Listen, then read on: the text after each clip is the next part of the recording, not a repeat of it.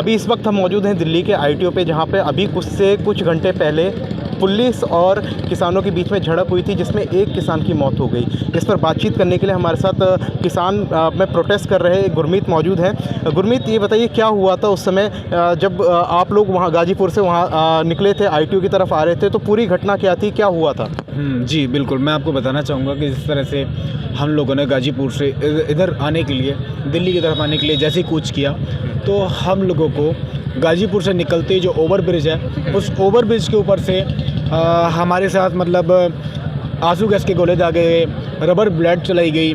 उसके बाद मतलब जबकि हमारा जो आंदोलन है वो बिल्कुल ही शांतिपूर्ण तरीके से अपनी तरफ दिल्ली की ओर आ रहा था। साथ ही इन लोगों ने वहाँ से लेकर के यहाँ तक आने तक, आप देख रहे हैं सामने ये जो बस है इन लोगों ने लगा रखी है। साथ ही देखो वो सामने जितनी भी बसें हैं ये इन्होंने हैंड ब्रेक खींच करके लगा रखी हैं। साथ ही इतने ज़्यादा आंसू गैस के गोले दागे गए हैं ना कि हमारे किसान 10 किसान भाइयों के हाथ उड़ चुके हैं, हाथ उड़ चुके हैं। उसका देखो एक आपको दिखाना चाहता हूँ, ये प्रूफ है।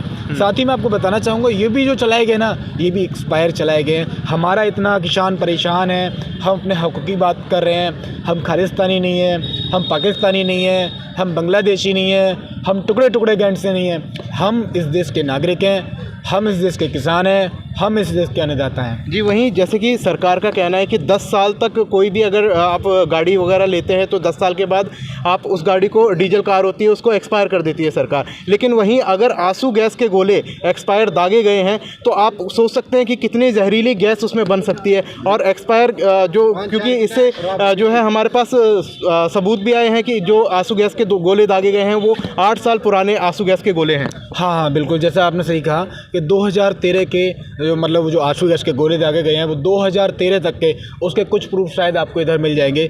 लेकिन ये जो प्रदर्शन है ये बहुत ही शांतिपूर्ण तरीके से किया जा रहा था।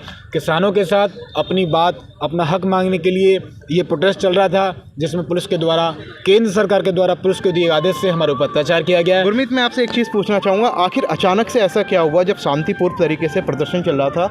आखिर अचानक से ऐसा क्या हुआ कि जो है पुलिस को फायरिंग करनी पड़ी और इतनी बड़ी झड़प हो गई? हाँ, मैं आपको बताना चाहूँगा, ये जो पुलिस की झड़प हुई है उसके पीछे रीज़न ये था कि किसान अपनी तरफ आ रहा था। इन लोगों ने बैरिकेड इस तरह से लगा रखे, जब आपने आदेश दे चुके हो कि हम दिल्ली आ सकते हैं, उसके बावजूद आपको बैरिकेडिंग लगाने का रीज़न क्या था?